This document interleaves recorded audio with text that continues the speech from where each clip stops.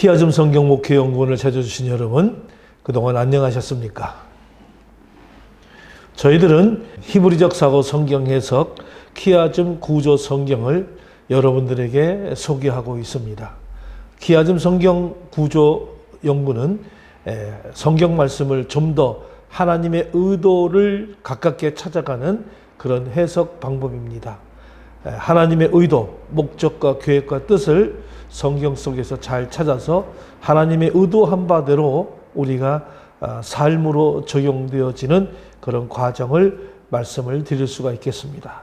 그래서 우리는 성경 속에서 이 키아즘 구조를 찾아서 분명한 하나님의 뜻과 의도를 잘 이해하고 그 말씀대로 우리가 신앙생활을 하도록 하는데 역할을 우리는 다하고 있습니다. 여러분들이 키아즘 성경 목회 연구를 사랑해 주시고 항상 기도해 주심에 감사를 드립니다.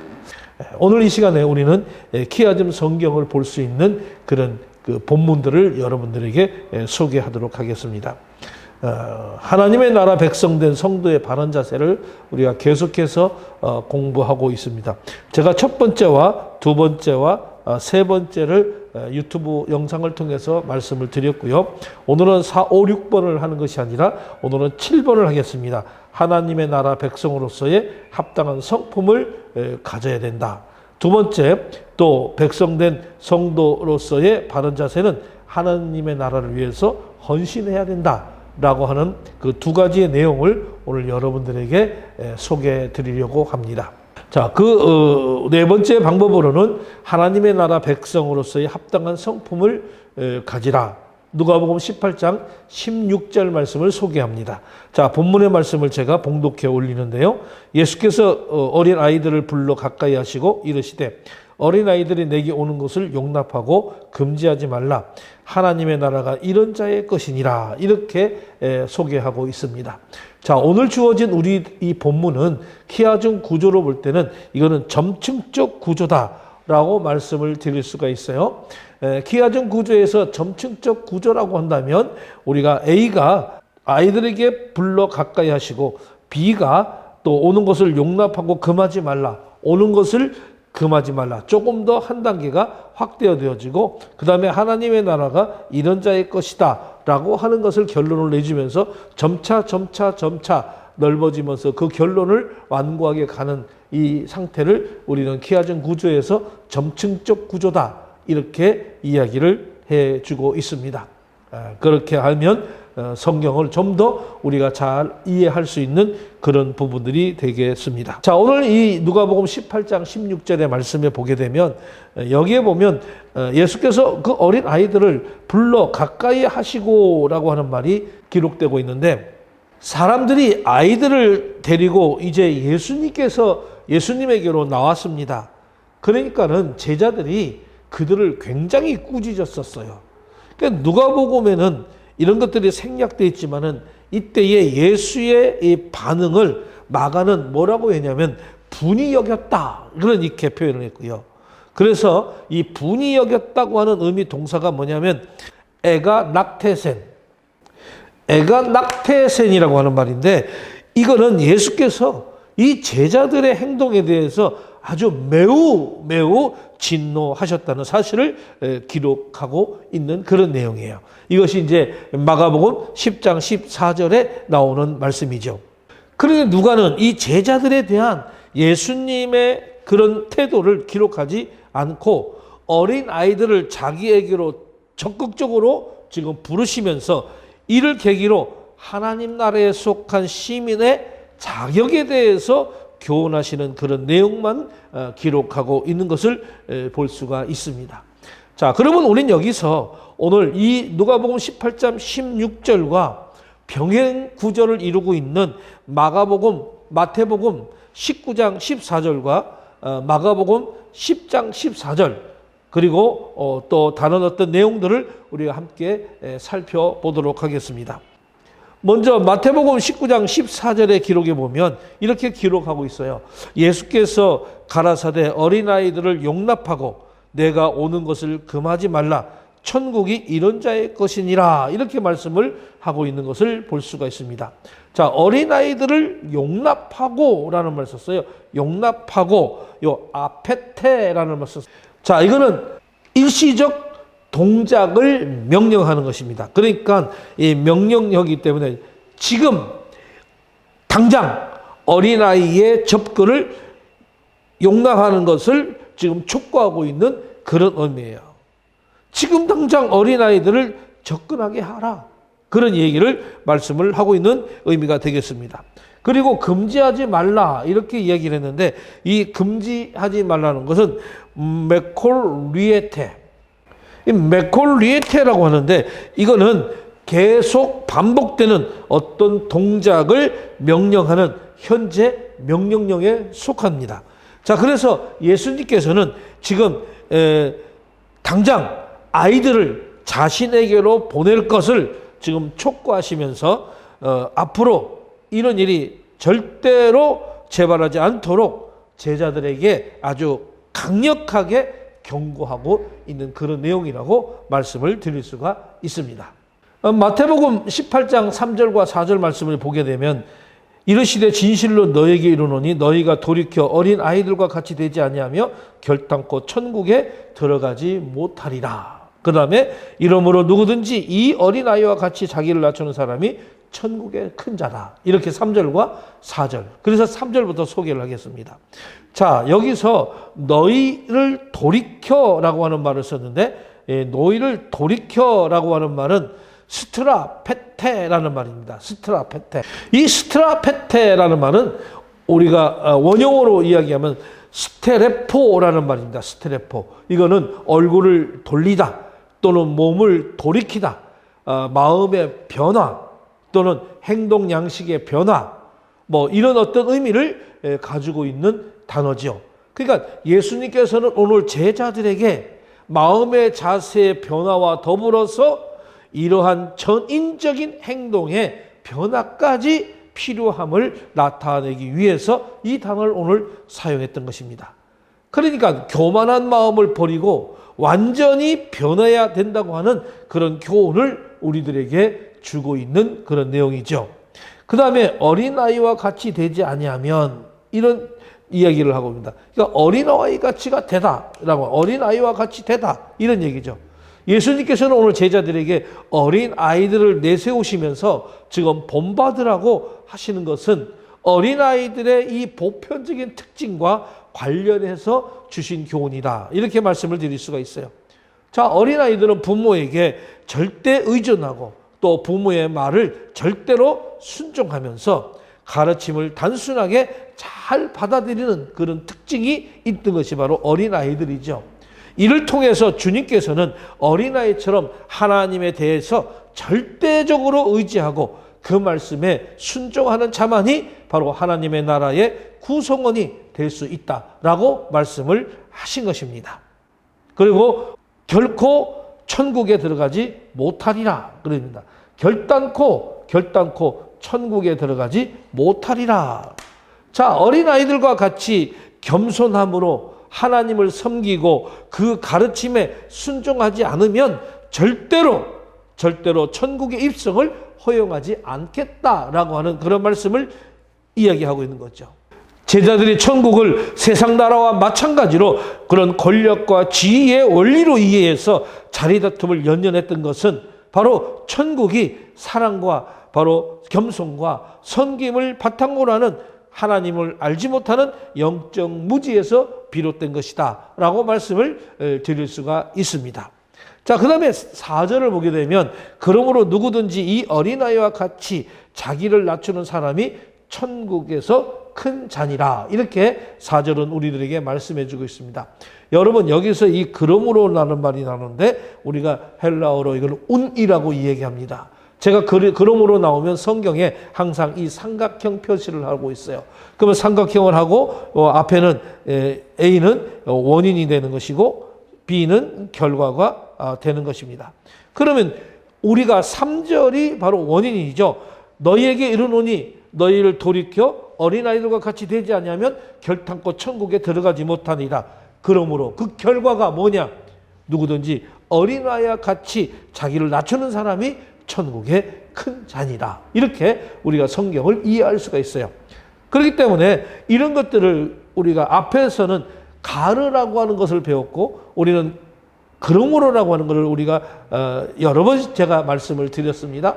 그래서 우리가 원어적으로 가르 성경 해석법과 그러므로 성경 해석법에 대해서 이해를 하게 되면 성경을 이해하는데 굉장히 도움을 줄 수 있는 것입니다.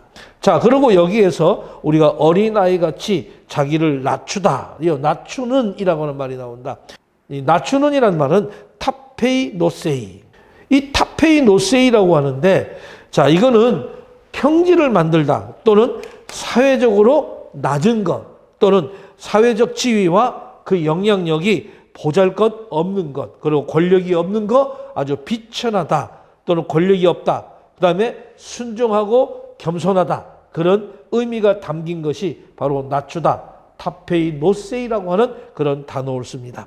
자, 여기서 자기를 낮춘다는 것은 어린아이처럼 겸손한 자세로 낮아져서 정말 자발적으로 남을 섬기며 또 순종하는 그런 종의 도리를 다하는 것을 의미합니다.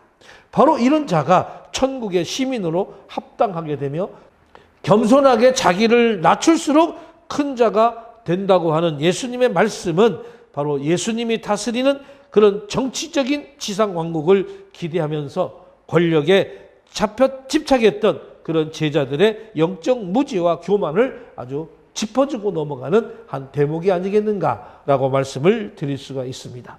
그리고 이 낮춰지는 사람은 천국에서 큰 잔이라 이렇게 말씀을 했어요.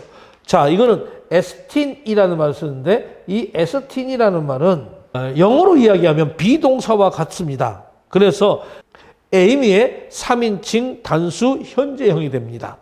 자, 현재형이 이렇게 사용된 것은 천국은 이미 임하였다고 하는 것을 암시해주고 있는 것이죠.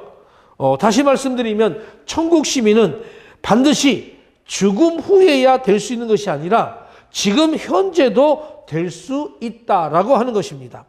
하나님의 통치가 미치는 곳이면 그곳이 바로 천국이고, 하나님의 통치하심을 우리는 인정하고 그 영역 안에서 순종하는 자가 바로 천국 시민이라고 하는 것입니다. 따라서 우리는 내세의 천국 시민과 동시에 지금 현세도 천국의 시민이 될 수가 있으며, 더 나아가서 자신을 낮춤으로써 천국에서 큰 자가 되는 그런 복을 누릴 수가 있다고 하는 말씀이 옳습니다. 그러니까 오늘 우리에게 주신 이 본문의 말씀, 바로 누가복음 18장 16절, 우리가 하나님의 나라 백성으로서의 합당한 성품을 가진다고 하는 것은 바로 이거는 순종의 마음과 바로 겸손의 마음을 이야기하는 것입니다. 그래서 우리가 하나님 나라 백성으로서 우리가 합당하게 가져야 할 성품은 오늘 이 본문에서 두 가지로 요약되어 주는데, 바로 순종의 마음과 겸손의 마음을 라고 말씀을 드릴 수가 있습니다. 이 마음으로, 이 성품으로 우리가 하나님을 잘 섬기며 성도로서의 올바른 삶을 사는데 부족함이 없도록 되시기를 부탁을 드리면서 우리가 다섯 번째를 우리가 한번 이야기해 보겠습니다.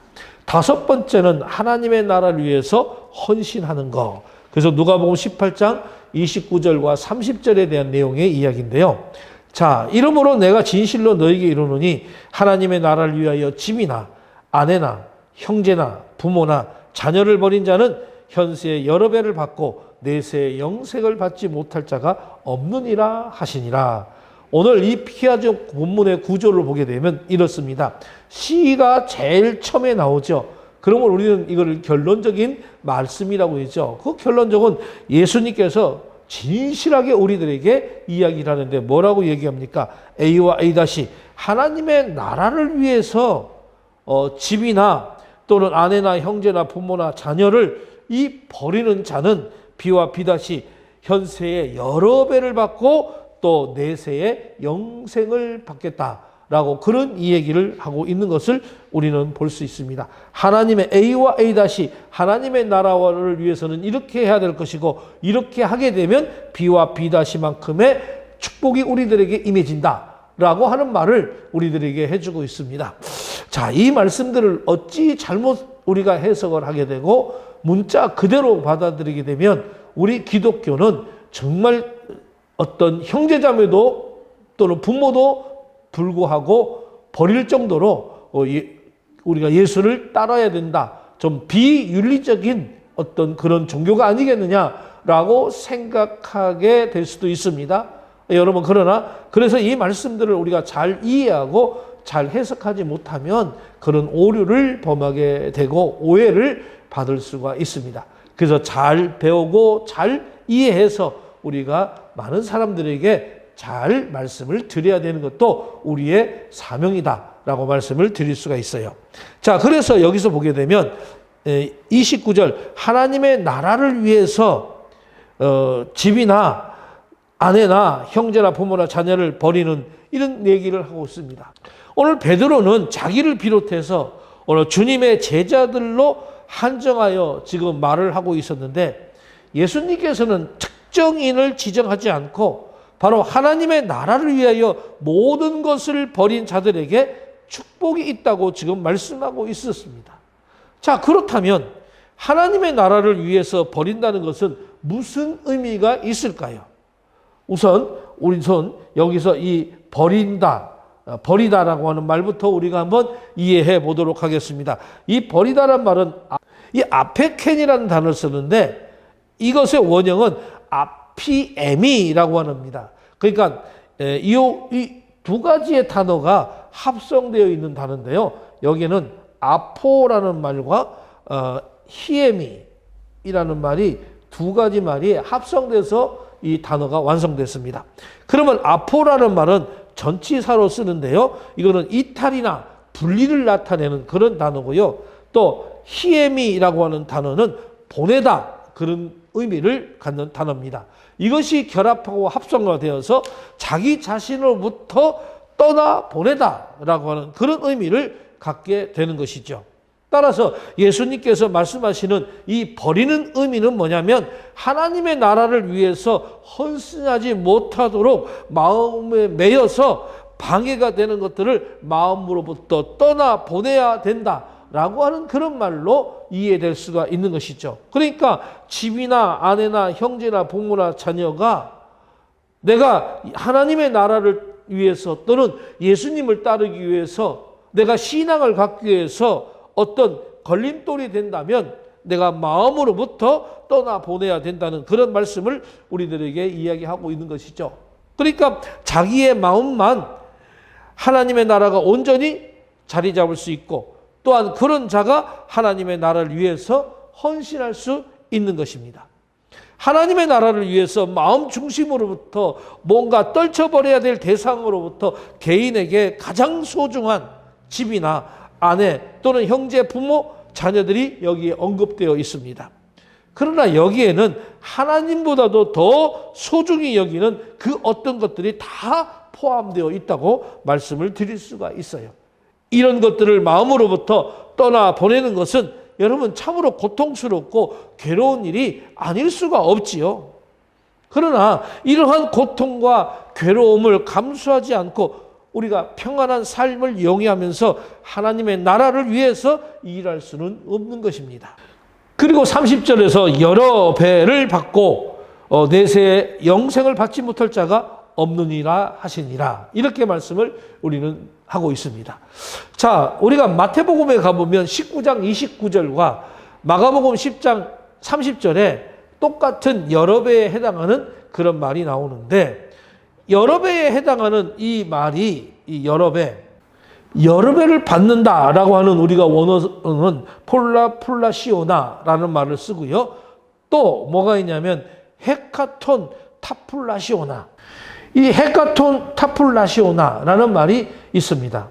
자, 그렇다면 마태복음에서는 이 단어를 여러 배로 번역했지만은 뜻은 마가복음에 번역되어 있는 같이 100배로 또 기록되어 있는 것이죠. 그러니까는 마태와 마가는 금세에 있어서 100배를 받는다고 기록했지만 누가는 금세에 있어서 여러 배를 받는다고 지금 기록했던 것입니다.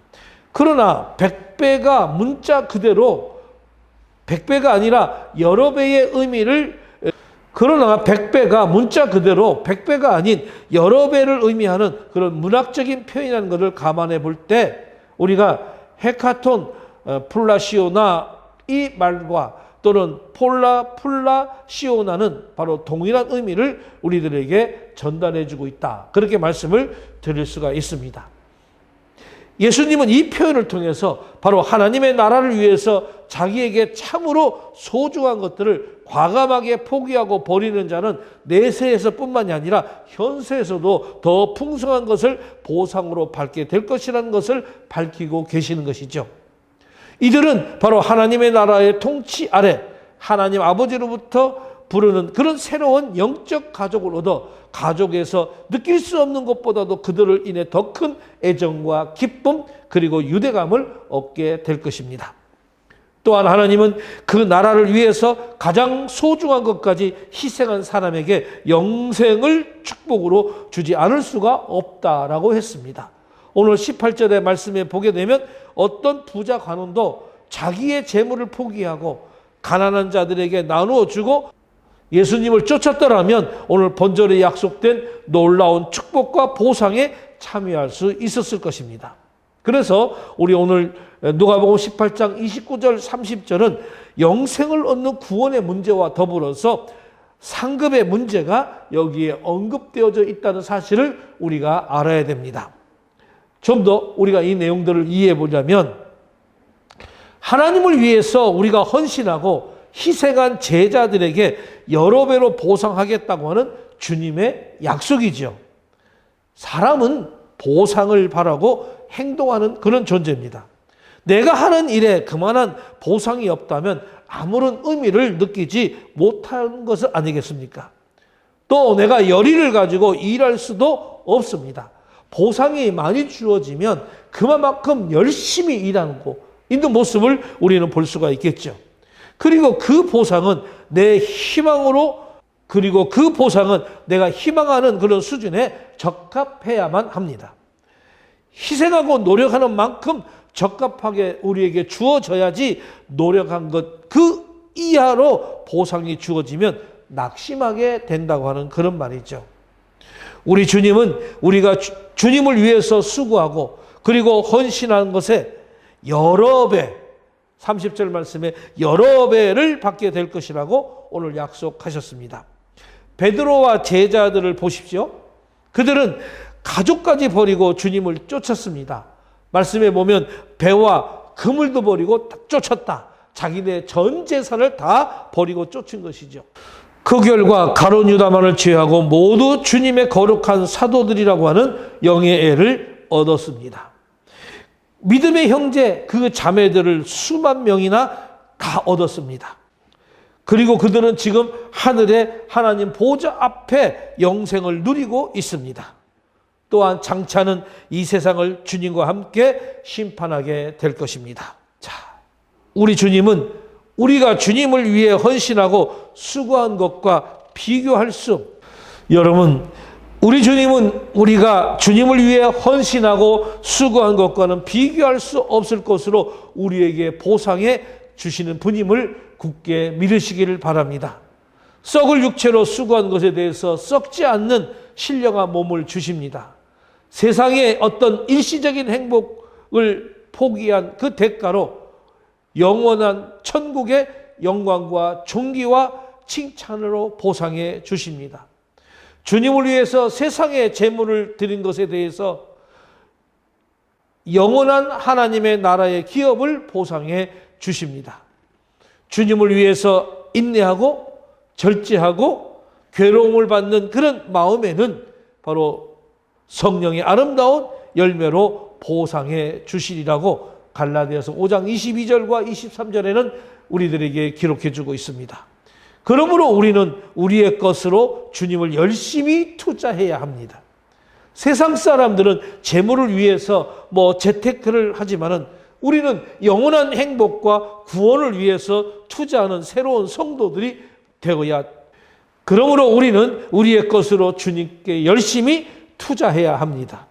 세상 사람들은 재물을 위해 재테크를 하지만은 우리는 영원한 행복과 구원을 위해 투자하는 그런 지혜로운 성도들이 되어야 할 것입니다. 오늘 이 시간 우리는 두 가지의 말씀을 드렸습니다. 하나님의 백성으로서의 성도들이 어떤 자세를 가져야 될 것인가? 하나님의 나라를 위해서 헌신해야 되고, 그리고 우리가 순종하는 마음과 또는 겸손한 마음을 갖추는 그런 아름다운 마음의 자세를, 성품을 갖는 그런 내용들을 우리가 오늘 이야기했습니다. 아무쪼록 하나님의 나라 백성으로서 성도의 그 자세는 이와 같은 자세로 우리가 가지고 신앙생활을 하면서 신앙의 성장을 이루어 간다면 여러분들의 개인과 가정에 하나님의 큰 축복으로 임하게 하시고, 또 여러분들이 그와 같은 신앙과 믿음을 통해서 교회에서 사역을 감당하고 교회에 협력하여 선을 이루게 되면 교회가 풍성하게 성장이 되어서 하나님 나라의 아름다운 영광을 올려드리는 우리 모두가 될 수가 있습니다. 여러분들 하나님의 나라의 백성으로서 이러한 성품과 이러한 헌신함이 여러분들에게 있기를 간절히 부탁을 드립니다.